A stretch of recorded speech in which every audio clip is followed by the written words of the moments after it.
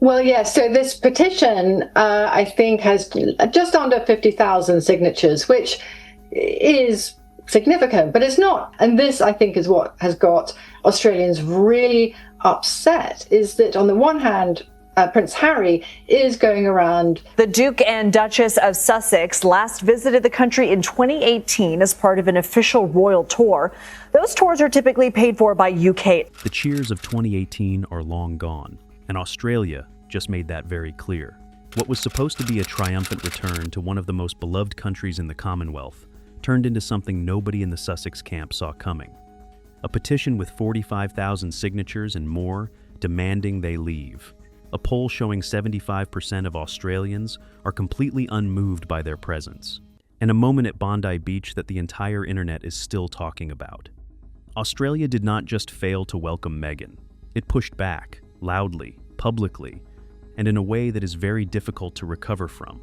The land down under has officially turned. The over 40,000 signature slap. Well, a lot's changed since the last time they came to Australia. They're not royals anymore and Victoria's broke, so I think that taxpayers shouldn't be funding any security for it. There is some backlash in Australia this week over a visit to the continent by Prince Harry and Meghan Markle, their first visit to the Commonwealth country. The Sussex arrived on the same airline to the same media scrum. So happy to be here, thank you. But not everyone at Melbourne Airport was happy to see them. Picture this. Harry and Meghan land in Australia in April 2026. The press is ready. The outfits are planned. The talking points are prepared. The whole operation is set up to look like a beloved couple returning to a country that adores them. And before they even step off the plane, a petition is already circulating, and it is growing by the hour. That is more than just a protest. That is a statement. The petition, launched through change.org by a group calling themselves Beyond Australia, had one very simple demand: that not a single Australian taxpayer dollar be spent on the Duke and Duchess of Sussex's visit. No security funding, no public resources, nothing. The message was blunt, and the public response was immediate. Within days, the signatures crossed 45,000 and kept climbing. Now, think about what that actually means. Australia is a country of 26 million people. Getting 45,000 strangers to agree on anything, let alone sign their name to a public document making a specific political demand, takes genuine anger. This was not a fringe reaction. This was organized, motivated, and very, very public. So, what triggered it? What pushed ordinary Australians, people with jobs and families, and no particular obsession with royal gossip, to take time out of their day to sign a petition against a visiting celebrity couple? The answer sits at the intersection of two things Australians have very little patience for: entitlement and bad timing. Because the visit landed in the middle of one of the most painful cost of living periods in recent Australian memory. Families are stretched. Grocery bills are punishing. Housing costs in cities like Sydney and Melbourne have pushed an entire generation to the financial edge. And into that environment walked Harry and Meghan, staying in luxury accommodation, traveling with a sizable security detail, and positioning the whole exercise as a private humanitarian visit while clearly enjoying every bit of the public attention it generated. The reaction from regular Australians was not complicated. If this is private, pay for every single bit of it yourselves. And if you cannot do that, do not come. The petition tapped directly into that frustration. And the people who signed it were not royal obsessives or palace loyalists. They were ordinary Australians who looked at the situation and felt, viscerally, that something was deeply off. But here is where the story gets more interesting, because the petition was only the most visible sign of a much broader shift in Australian public opinion toward the Sussexes. Underneath it, something had been building for a while. The goodwill that Harry and Meghan genuinely enjoyed in Australia back in 2018 did not disappear overnight. It eroded, gradually. With each Netflix documentary, each tell-all interview, each carefully staged humanitarian appearance that felt just a little too polished to be genuine. By the time they landed in 2026, a significant portion of the Australian public had already made up their mind about who these two people really are. The petition was not the cause of the backlash. It was the proof that the backlash had already happened. And the Sussex team's response to all of it made everything considerably worse. But we will get to that, because first, you need to see what the visit itself actually looked like on the ground. Because the gap between the carefully managed images that came out of the Sussex press operation and what Australians actually witnessed in real time is something that tells you everything about where this couple currently stands. The charade they called a tour. The trip? Meghan's cameo at a women's wellness retreat for $3,000 a head. Just remaining squarely where it should be, on the kids. Yes. Don't let anybody tell you anything different. There is a moment from the Australia visit that keeps coming up in conversation. Not a speech, not a controversy. Just a woman lying on a beach, sunbathing, completely unbothered, as Harry and Meghan walked past just a few feet away. She did not look up. She did not reach for her phone. She just kept lying there, utterly indifferent, as if two of the most famous people on the planet were not right next to her. That image traveled around the world in hours, and Australians loved it.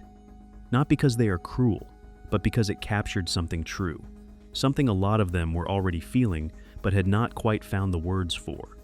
The idea that Harry and Meghan's presence in their country was simply not the event it was being packaged as, that the excitement was manufactured, that the significance was self-declared, and that ordinary Australians were not buying it.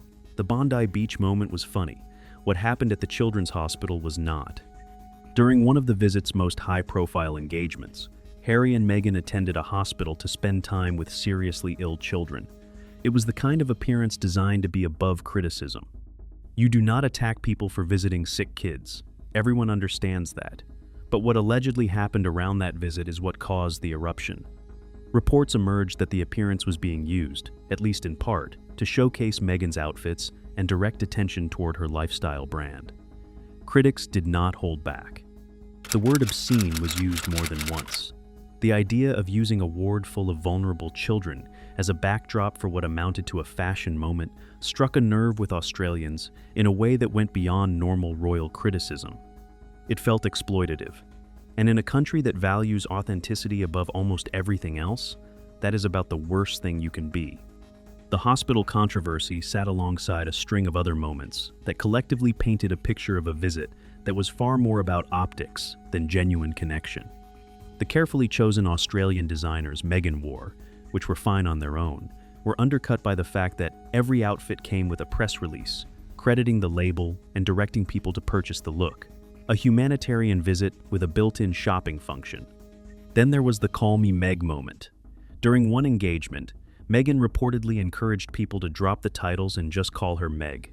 It was clearly designed to read as warm and relatable. The Australian reaction was largely the opposite, because Australians had also heard the stories about Meghan insisting that staff announce her full title upon entering rooms. The gap between the public performance and the reported private reality was too wide to ignore. And Australians, who have a finely tuned radar for people who are not being straight with them, noticed immediately. What the visit actually delivered, stripped of the press management and the carefully angled photographs, was a series of moments that felt staged, tone-deaf, or simply unconvincing. The crowds were smaller than the Sussex operation had clearly anticipated. The warmth the couple seemed to expect did not materialize to the extent they needed. And the overall atmosphere had a quality that is difficult to describe, but very easy to recognize. It felt like a performance nobody had asked for, and the numbers that came out after the visit confirmed exactly what most Australians had already concluded on their own. Those numbers are the part of this story that the Sussex camp has absolutely no answer for. The numbers that cannot be spun. A pivot from photos with sick children to a $3,000 VIP ticket-only weekend. At some point, public relations stops working. You can manage a bad headline. You can survive a critical article. You can push back against a petition and call it fringe. But when an independent polling organization puts hard numbers on exactly what an entire country thinks of you, there is nowhere left to hide. That is exactly where the Sussexes found themselves when the Roy Morgan poll results dropped. The numbers were brutal. 75% of Australians surveyed said the visit had failed to show them a more positive side of Meghan. Read that again. 3 out of every 4 Australians who were paying attention came away from this visit feeling no differently, or feeling worse, about a woman who had spent 4 days trying to win them over. That is not a bad result. That is a catastrophic one, but it gets worse. 81% of respondents said their overall opinion of the couple had not improved after the trip. 81%. In the business of public image, a number like that does not just signal failure. It signals that the entire exercise was pointless. That the money spent, the outfits planned, the engagements carefully curated, the press releases dutifully distributed, none of it moved the needle even slightly for the vast majority of people watching.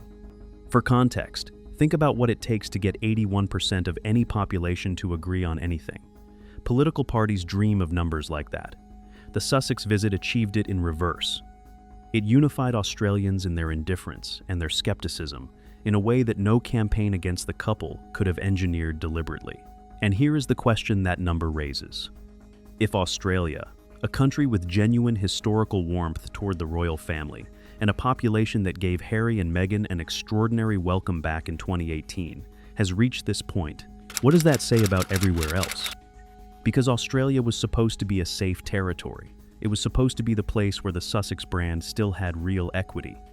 The visit was not chosen randomly. It was chosen because the calculation was that Australia would deliver a reception that could be used to push back against the narrative of declining relevance. Positive crowds, warm coverage, evidence that the global public still cares.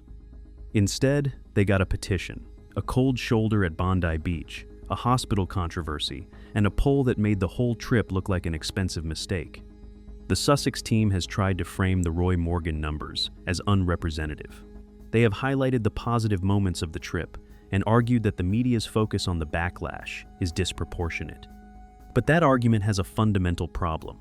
The poll was not conducted by a tabloid with an agenda. Roy Morgan is one of Australia's most established and respected independent research organizations. Its findings are not easy to dismiss, and the Australian media, which is not universally hostile to the Sussexes, has largely reported the numbers at face value. There is also a longer-term trend underlying these figures that makes them even more significant. Australian support for the monarchy itself has been declining for years. The Republican movement there has genuine momentum. In that environment, a visit from two people who represent the most controversial branch of the royal family was always going to be a difficult sell. But even accounting for that context, the scale of the negative response surprised people who watch these things closely, which raises the uncomfortable question nobody in the Sussex camp wants to answer out loud. If not Australia, then where exactly does their global goodwill actually live? That question gets even harder when you look at what this trip did to Harry specifically. Harry's humiliation down under. The Duke and Duchess of Sussex are on their way home to the US tonight after their brief Australian tour, which royal watchers say achieved its monetary aim. Should never ever accept them coming here. You don't belong in Australia. We don't want you here. Watch any footage from the Australia visit carefully. Not the staged photos, not the press release images.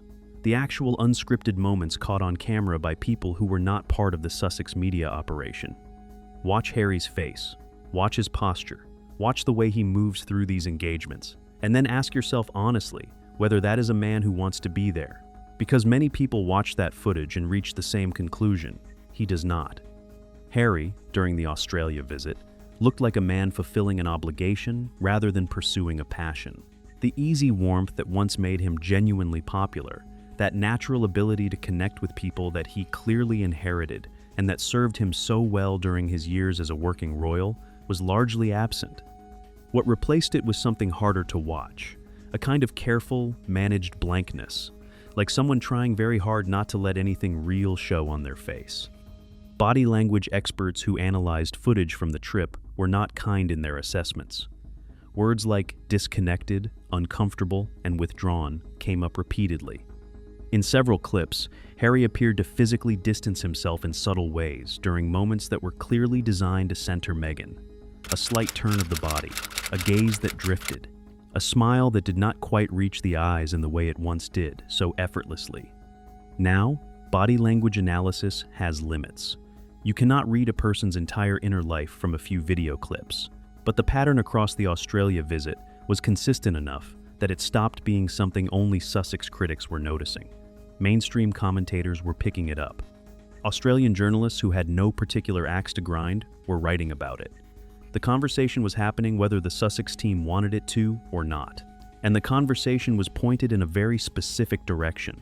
Is Harry genuinely on board with all of this? Or is he a man who has found himself so far down a road he never fully chose that he no longer knows how to turn around? Sources who claim proximity to people in Harry's circle have painted a picture over recent months that is consistent with what the Australian footage suggested. A man who is increasingly out of step with the direction Meghan is pushing their shared brand, who has real and serious reservations about the way their children are being drawn into the public eye through Meghan's social media activity, who misses his family in a way that has moved beyond wistfulness into something more urgent and more painful. The Australia trip reportedly did nothing to improve his mood. People familiar with the situation describe the visit as having created fresh tension rather than providing the boost the Sussex operation clearly needed. The gap between what the trip was supposed to deliver and what it actually produced was something Harry felt acutely, and the public nature of the failure made it worse. Because Harry understands optics, whatever else you might say about him, he grew up inside one of the most image-conscious institutions on Earth. He knows what a successful royal tour looks like. He knows what genuine public warmth feels like, and he knows the difference between that and what happened in Australia. The question people close to the situation are quietly asking is how many more of these trips Harry will go along with before something gives. Because the Australia visit was not just a public relations failure. For Harry personally, by multiple accounts, it was something closer to a breaking point. And the person who made it significantly worse was not Meghan. It was the Sussex spokesperson, the spokesperson disaster, and the palace response. Well, a lot's changed since the last time they came to Australia. They're not royals anymore and Victoria's broke, so I think that taxpayers shouldn't be funding any security for it. There is an old rule in crisis communications. When you are already in a hole, stop digging. It is simple, it is obvious, and the Sussex team ignored it completely. When the over 40,000 signature petition became impossible to ignore, the decision was made to respond. And the word their spokesperson chose to describe the concerns of tens of thousands of ordinary Australians instantly became the story. Moot. The petition was apparently a moot point because the trip was privately funded. That was the official position. That was what the Sussex communications operation decided was the right thing to say to a country that was already deeply irritated. The reaction was immediate, and it was fierce. Australians pointed out, loudly and correctly, that private funding does not cover the cost of policing. It does not cover public safety resources. It does not cover the strain on local services that comes with any high-profile visit, requiring security coordination across multiple locations. The taxpayer component of the Sussex visit was real, regardless of who paid for the flights and the accommodation. And being told that their concerns were a moot point by a spokesperson for a couple staying in luxury accommodation felt, to many Australians, like a slap across the face. The moot point response did not kill the story. It poured fuel on it. Within hours, it was the headline rather than the petition itself. Social media in Australia lit up with a kind of cold fury that is more damaging than hot outrage because it lasts longer. People who had been vaguely indifferent to the Sussex visit suddenly had a reason to be actively annoyed. And people who had already signed the petition felt completely vindicated. From a communication standpoint, it was a disaster. But it was also completely on brand for a team that has consistently chosen defensiveness over self-awareness at every critical moment. Now, while all of this was unfolding publicly, something rather different was happening behind closed doors in London, because the palace had been watching the Australian visit with close attention. And the reaction from senior royals to what they were seeing was, by multiple accounts, deeply telling. Sources suggest that the mood at the palace during the Sussex Australia trip ranged from quiet satisfaction to genuine concern, not concerned for Harry and Meghan. Concern about the broader implications of what was happening, because the palace understands something the Sussex team apparently does not. When the brand of any member of the royal family, however estranged, collapses publicly, it creates noise the institution must manage. And right now, there is a lot of noise to manage. William's reaction is the one people close to the situation keep coming back to. He has watched the Australia debacle with the focused attention of someone who is filing every detail away for future reference. The petition, the poll numbers, the hospital controversy, the The spokesperson's response, all of it noted, all of it catalogued.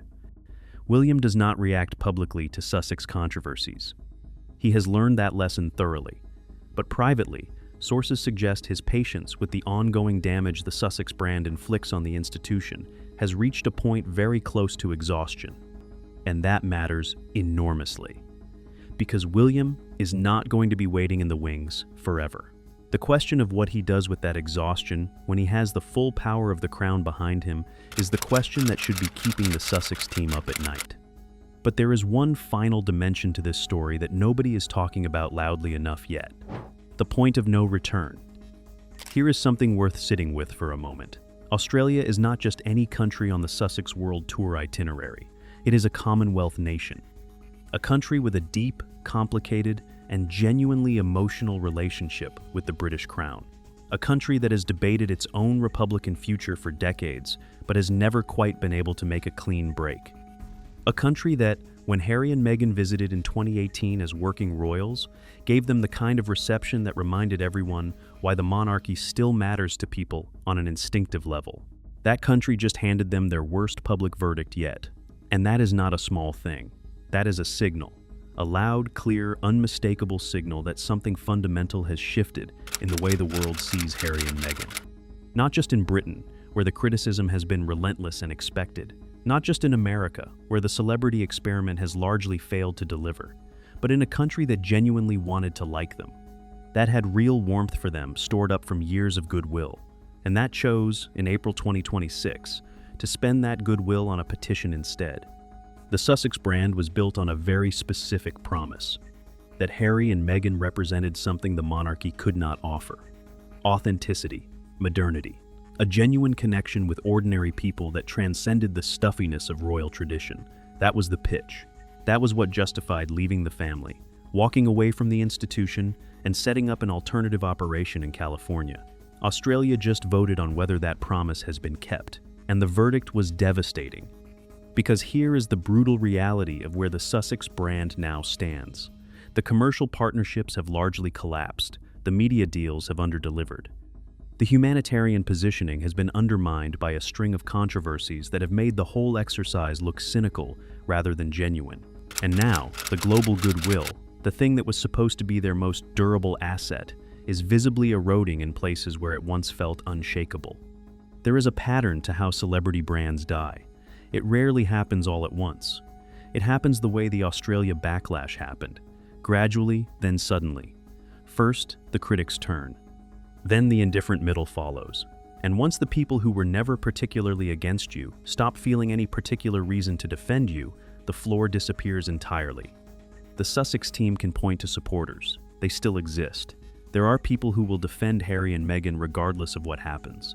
But the Australian numbers tell a story about the middle ground, about the vast majority of ordinary people who were never ideologically committed in either direction and who have now quietly made up their minds.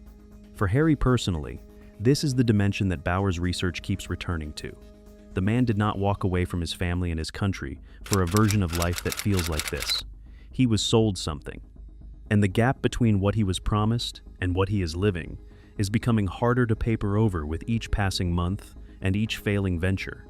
The Australia visit was supposed to be a reset, a chance to demonstrate that the Sussex project still has global relevance and genuine public support. Instead, it became the clearest evidence yet that the reset is not coming, that the goodwill is gone, and that the path back, whether back to the public's affection or back to something resembling his old life, is narrowing in ways that may soon make it impassable. The question is no longer whether the Sussex brand is in trouble. That question has been answered. The question now is whether anyone in Montecito is brave enough to say it out loud. Australia was supposed to be the easy part. It was supposed to be the country that reminded the world why Harry and Meghan still matter. Instead, it handed them a petition, a damning poll, and a viral video of a woman who could not even be bothered to look up from her towel. The Commonwealth has spoken. The numbers do not lie. And somewhere in a mansion in Montecito, that reality is becoming impossible to ignore. The clock is running out, the goodwill is gone, and the world is watching to see what happens next. If this video hit different, hit subscribe, because this story is only getting started.